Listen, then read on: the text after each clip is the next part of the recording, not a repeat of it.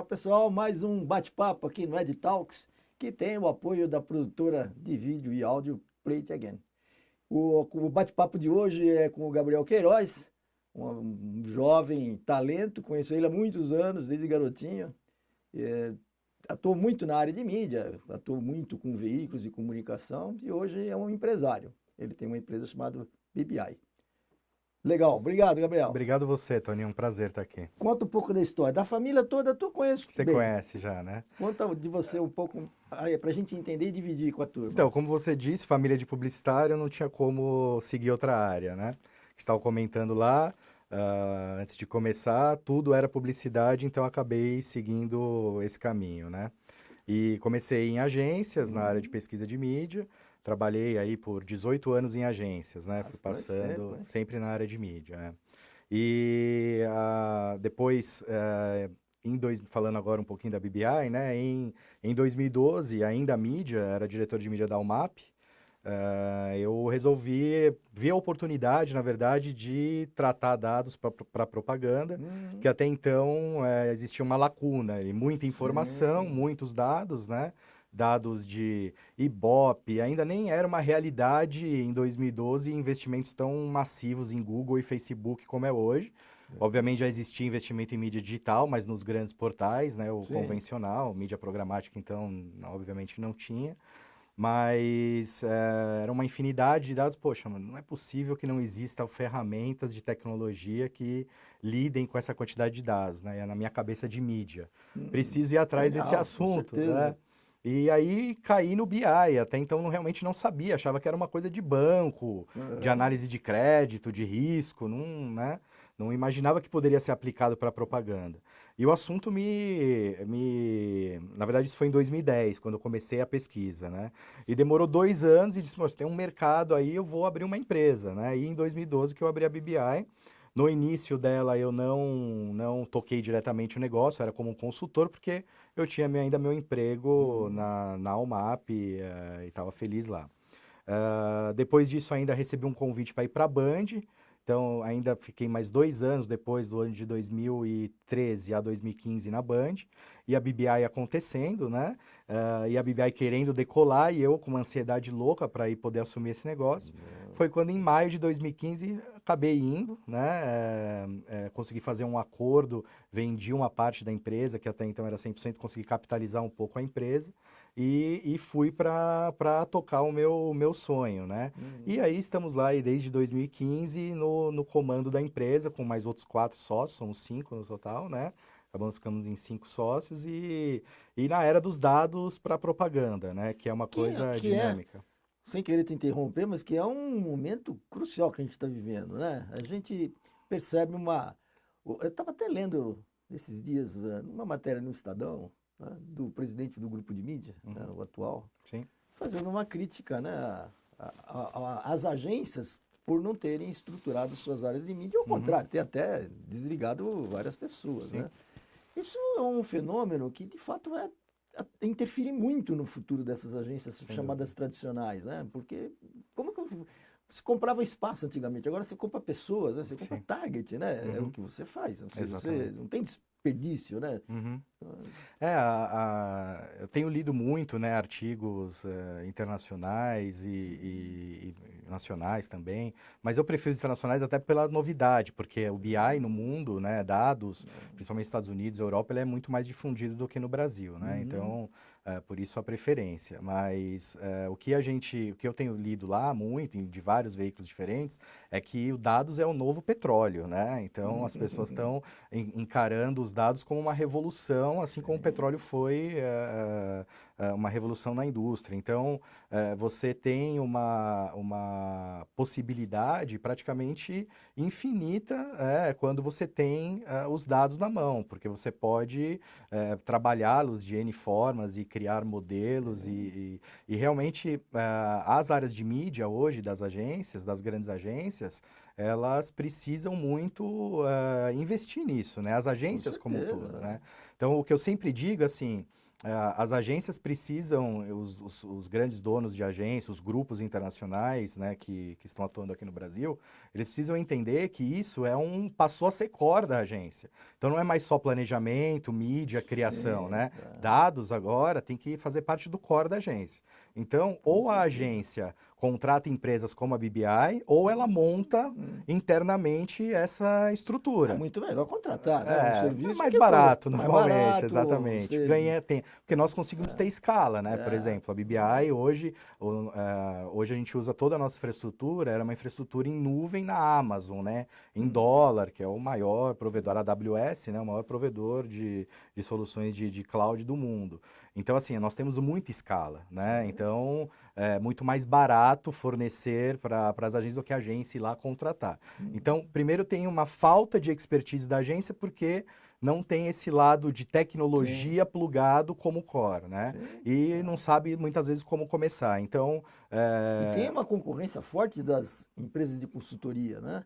sim, Que que vem com esse entraram, discurso. porque já dominavam praticamente os dados, né? Então Exatamente, começa a prestar serviço publicitário, né? A gente exatamente. teve até aqui uma entrevista com o Rafael Zig, que Uhum, da Century, né? sim. Foi muito interessante. E acho que a gente dá sorte aqui às vezes nas entrevistas. Ele já foi para a DPZ-IT lá como diretor de criação. Ah, é, que legal. Mas Não, mas sem é dúvida. uma competição muito séria, né? Exatamente, eu acho que realmente assim os clientes, né, demandam isso, os modelos internacionais das empresas, né, que atuam no Brasil têm esse movimento de exigir que o Brasil siga esse caminho, né? Então é uma via que hoje eu não vejo volta, quer dizer, uma vez Sim, você estruturando a sua empresa, a sua estratégia e onde você quer chegar em cima dos dados, né, você consegue dar muito mais tangibilidade àquela parte que era intangível da propaganda, certo? Então a propaganda antes colocava um comercial de 30 segundos na televisão,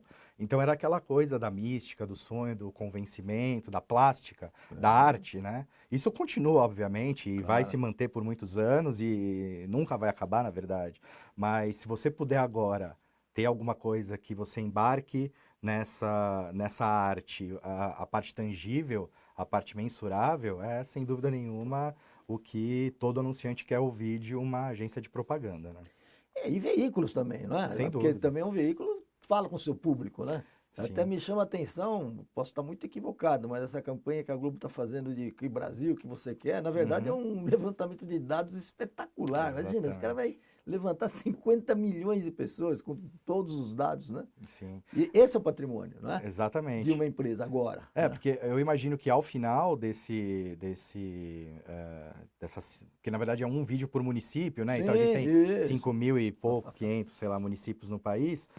Então eles vão ter lá 5.500 depoimentos e eles vão conseguir entender, tirar um raio-x do que efetivamente o E, Brasil quer, e né? deve ter um cadastro, não é isso? Exatamente. Que é o Tem, patrimônio da empresa hoje. exato, e você pode pegar essas informações, a gente até estava olhando para isso, realmente como quão rico é esse conteúdo, que você pode, poxa, jogar numa plataforma de machine learning, de agrupamento e entender, poxa, o que o pessoal da região sul quer que o da região Incrível. norte não Imagina quantas quer, pesquisas não ou saem daí, né? exatamente, Quantos nossa, é detalhes. infinito E realmente. essa transformação na mídia, óbvio que a gente já previa, eu fui muito antenado nessa área e alertei várias pessoas, principalmente na mídia impressa, que Sim, não soube lidar com esse momento, né? Então nós estamos vendo a mídia impressa num caminho muito difícil de ir para frente, né? exatamente. Acho que estão fechando títulos e jornais um atrás do outro, porque o Uhum. modelo do negócio já não está funcionando, né?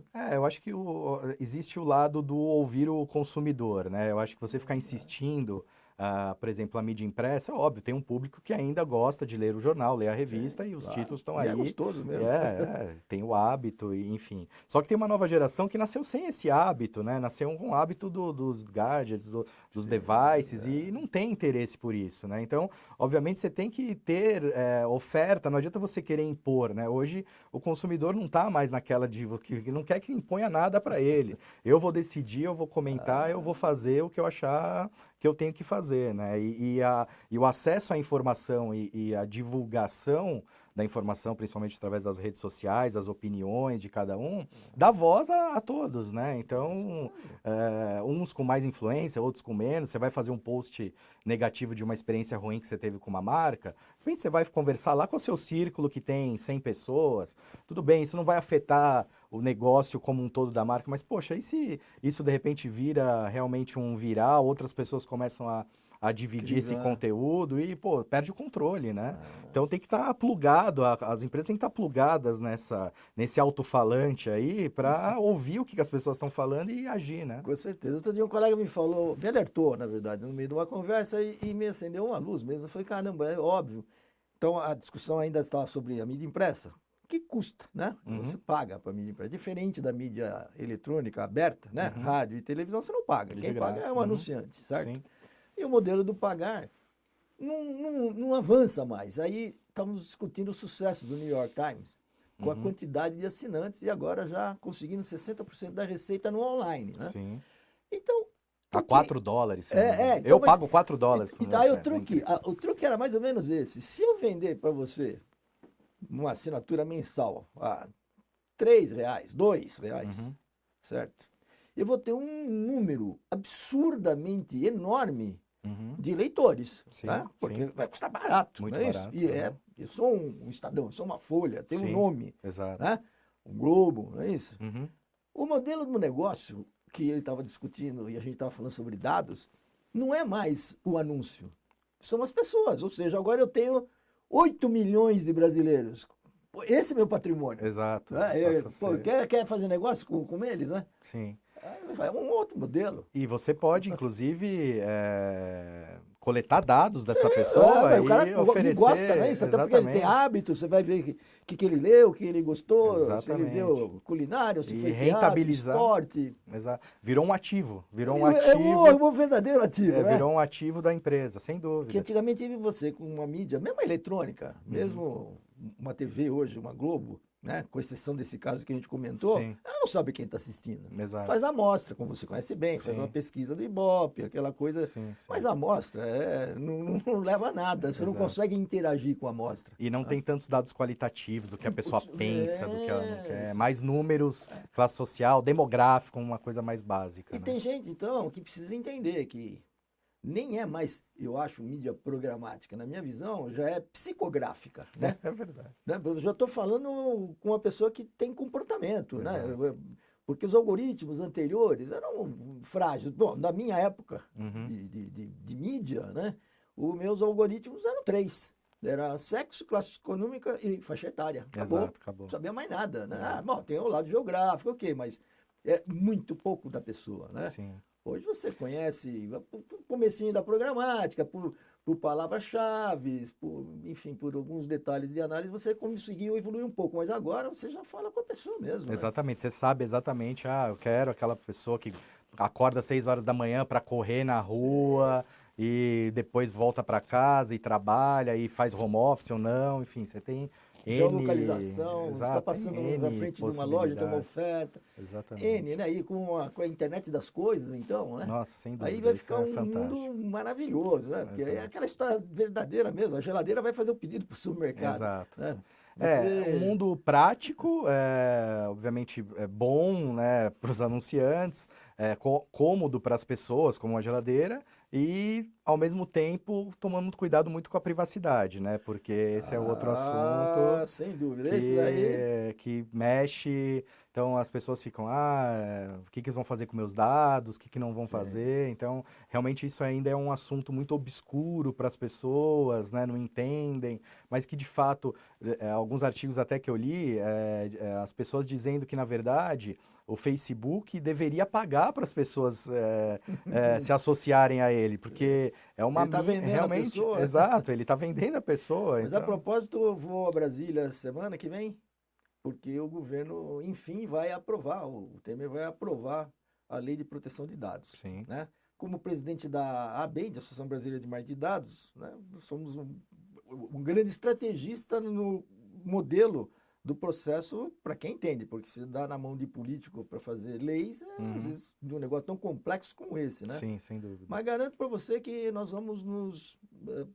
Então talvez ficar no mesmo patamar da Europa hoje. Que bom. Né? Então, É ótimo ouvir isso, porque realmente a gente precisa, eu acho que o brasileiro, ele é pouco antenado, principalmente até, vamos dizer, o usuário é pouco antenado, alguns mais, outros menos, e as empresas também, elas estão precisando olhar isso com mais cuidado, né? Porque tem a questão dos dados dela também, né? De como claro, são guardados esses dados, são dados estratégicos importantíssimos, o presidente vai assinar a lei e aí vai virar lei. Tem 1 ano e meio para adaptar, né? certo? O que é bom. Não, mas é Na muito bom. Bend, que, como eu te disse, estamos estudando muito dados, né? E fomos protagonistas até desse projeto. Nós vamos oferecer um selo Poxa, que legal. de competência, né? Uhum. Eu sigo as regras que foi estabelecida nessa lei de proteção de dados. Eu acho que Perfeito. vai ficar cada vez Não, melhor, é né? ótimo. Tudo que a gente puder regulamentar e deixar claro para o consumidor final, olha, estou recolhendo esta informação, pretendo usar essa informação dessa forma, né? Eu acho que isso a transparência é fundamental. Agora eu queria fazer uma projeção com você. Você que manja de mídia pra caramba, né? Já está envolvido, porque é muito difícil hoje em dia você conversar com um profissional de mídia com a tua competência, né? Porque o pessoal ficou naquele padrão do tradicional, Sim. né? Poucos, mas muito poucos, eu acho que não dá numa mão, viraram um pouco mais para esse lado estratégico, que era o óbvio. A pergunta é o seguinte, Gabriel, nesse aspecto de mudança, se a TV sofreu o mesmo impacto que a mídia impressa teve, como que vai ficar isso no futuro? Porque eu vejo o futuro com uma Smart TV. Não tem Sim. sentido eu assistir uma TV Uhum. regional. Uhum. Né? Eu vou querer ver uma televisão conectada. Uhum. Né? Hoje a gente fala de Netflix, hoje a gente fala de Amazon, Hulu, né? Mas tem um mundo sendo construído. A Disney mesmo comprou a Fox e vai sair do Netflix e vai fazer o dela, né? Sim, exato. Todos os canais por assinatura, que estão vendo que o assinante está saindo fora, estão Uhum. também oferecendo um modelo, né, de televisão VOD ou streaming, né? Uhum. Inclusive a Globo, com o Globoplay, né, está trabalhando os seus canais diversos dessa forma. Uhum. Aí, como é que fazer mídia dentro dessa plataforma vai ser? Ou seja, o anúncio não vai ser o anúncio do break de 30 Exato. segundos. Sim. Só que aí estamos falando de televisão, né? Um monstro de um mercado. Uhum. Né? Eu acho que assim, a primeira grande mudança, né, no futuro não vai mais existir emissoras. Essa palavra são produtores de conteúdo, certo? Então, a Globo vai ser o grande produtor de conteúdo nacional, né? Então, as novelas hoje já são exportadas, mas isso porque o consumidor, no final, ele não vai assistir TV mais, ele vai assistir a conteúdos. Então, seja no celular e a hora que ele quiser, né? Ele não precisa mais estar restrito a uma grade de faixas horárias, que esse horário passa. Então, o consumidor vai, obviamente, existe já uma grande parcela que consome conteúdo on demand, mas isso vai ser em larga escala no futuro, né? Eu acho que vai ser como você falou, vai ser o mercado, né? Exato, e aquele negócio do comercial ao vivo, ou no break, realmente ele não vai mais existir, porque as pessoas vão pular o break, não estão interessadas no break, vão instalar como se instala nos navegadores, ad blocks, né? Enfim, muito inventando divertido, né? aqui, mas sem dúvida nenhuma. Então aí abre uma grande possibilidade para as marcas começarem a se apropriar de conteúdos, né? Opa, sem dúvida. Então, Aí entra o que eu tenho certeza que você domina bem, entra essa coisa do storytelling, né? exato. Pô, vou contar uma história para você vai gostar dela.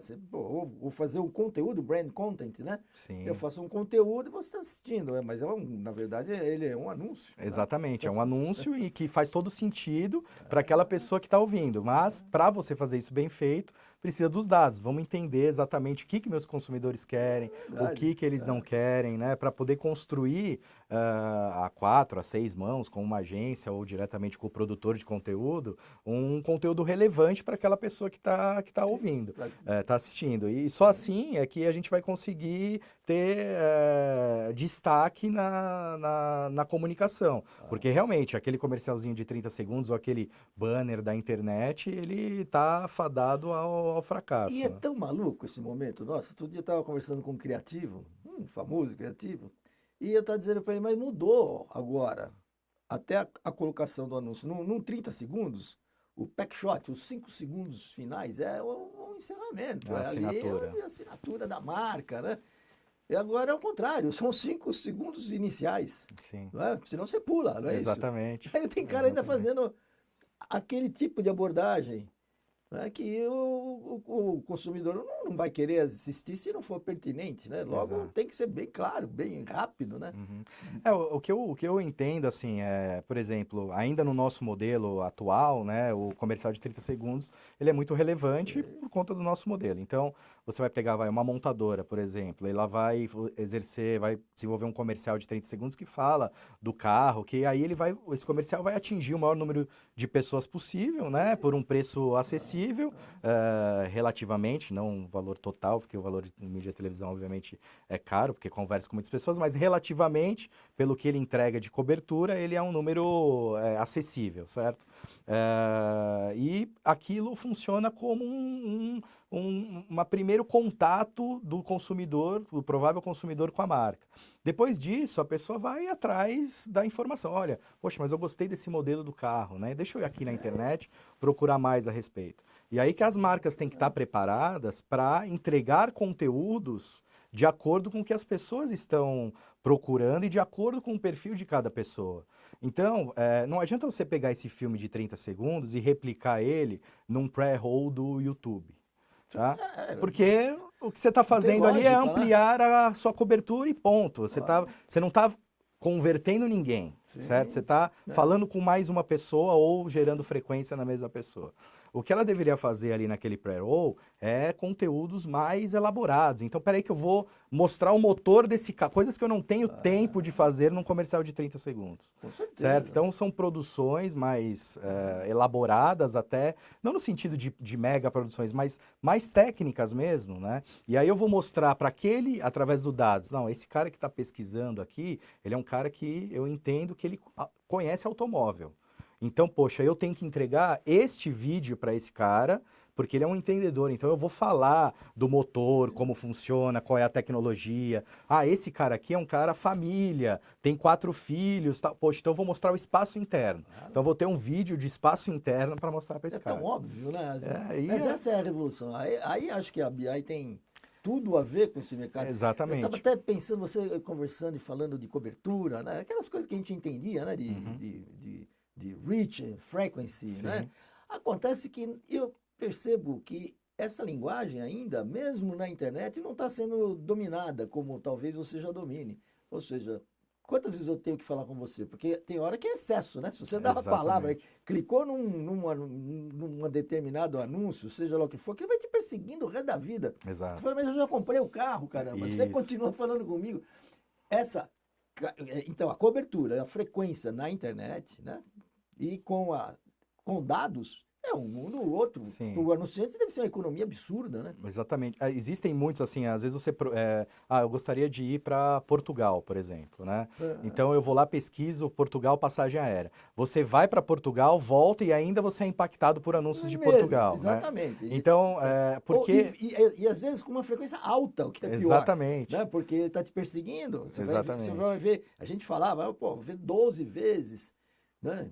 15 vezes, a partir daí já é super exposição. O cara já te entendeu, né? Sim. Não precisa exagerar. Isso ainda eu acho que o pessoal está aprendendo, né?